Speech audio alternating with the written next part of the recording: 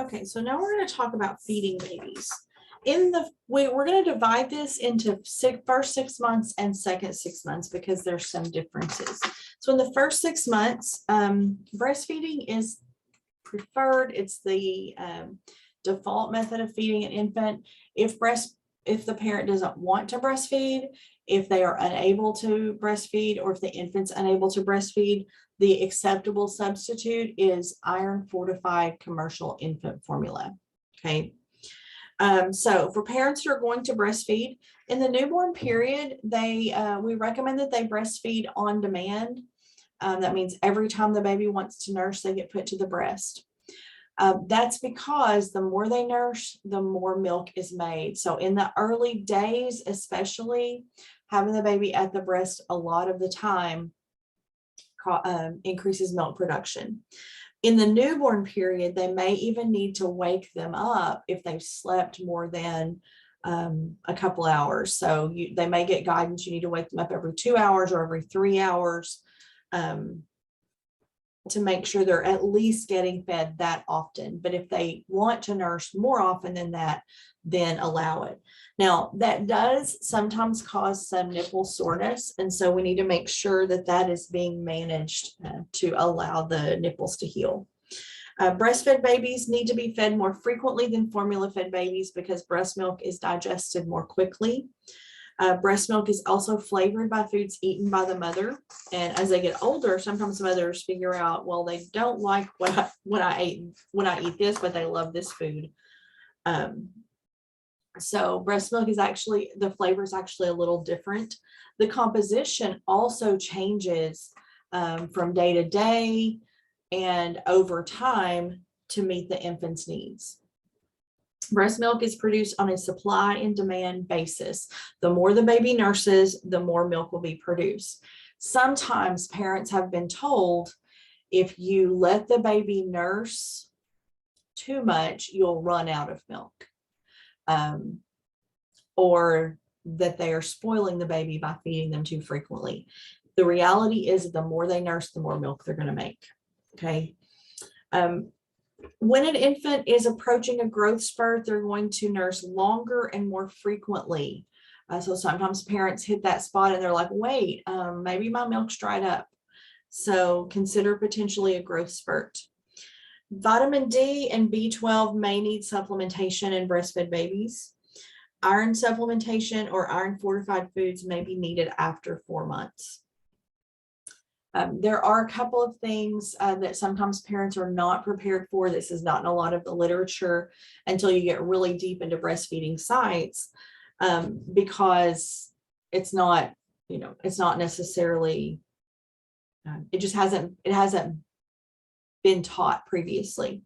So one of the things to talk about is cluster feeding. Sometimes a baby will suddenly, typically breastfeeding babies fall into a pattern, and then that changes every couple of weeks. When they're little, they get a little bit older and the pattern stabilizes. But sometimes they will suddenly begin nursing very frequently for a couple hour period. And it can be a surprise. It's called cluster feeding.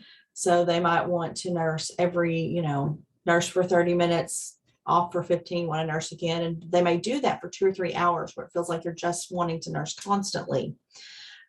Sometimes they're preparing for a growth spurt. They're nursing a lot, building up the milk supply so there's enough for growth. Sometimes when they do that, they actually begin to sleep for a longer period after that cluster. So that parents sometimes also get concerned that means they have less milk. So let them know that can be a normal finding. Biting, we've talked about already. Breastfeeding can be challenging with employment. It is the law for employers to provide privacy and time for breastfeeding parents to breastfeed and a way to store it safely. But some people don't have the security, the financial security to be able to push for those rights. Pumping can remove breast milk from the breast. Milk can be pumped and fed to the baby in a bottle. the pump will not be as effective at removing milk, and so it will not be as effective at stimulating further milk supply. So parents who are exclusively pumping, and there's a lot of reasons to do that. That may be because of health reasons for the baby. Maybe it's a preemie that can't latch on well. That may be because of work reasons, or because that parent is uncomfortable with directly breastfeeding. So it's a way to get breast milk into the baby without directly breastfeeding. It does typically result in usually decreased supply because the pump is not as effective as the baby at getting the milk out. A lot of parents who work do a combination of that. They may nurse when they're home and then pump when they're at work. So the best way to determine whether a baby that is breastfed is getting enough food, is getting enough milk, is by diapers. In the first few days of life, they probably will have a stool every time they nurse, or almost every time they nurse, but those are small amounts. On day 1, they should urinate once. On day 2, at least twice. On day 3, at least 3 times. On day 4, at least 4 times. From day 5 forward, 6 to 10 times per day, they should urinate. Okay, wet diaper 6 to 10 times per day. Stool changes a lot over the first few weeks. They may go almost every time they nurse. And then when they get older, they may actually, it's not uncommon for breastfed babies to go a week without it, or several days up to a week without a stool. And then when they go, it's like explosion, neck to toes. Okay. So teach parents to monitor wet diapers to figure out if that baby's getting enough. It's more effective than trying to measure what they can pump or weigh the baby before and after. The only acceptable alternative to breast milk is iron fortified commercial infant formula. It needs to be mixed carefully. We need to make sure that the parents understand the directions. It comes in different formulations. There's ready to feed formula. It's the most expensive way to get it. It's what they usually have at the hospital. All they have to do is put a fresh nipple on that bottle and feed it.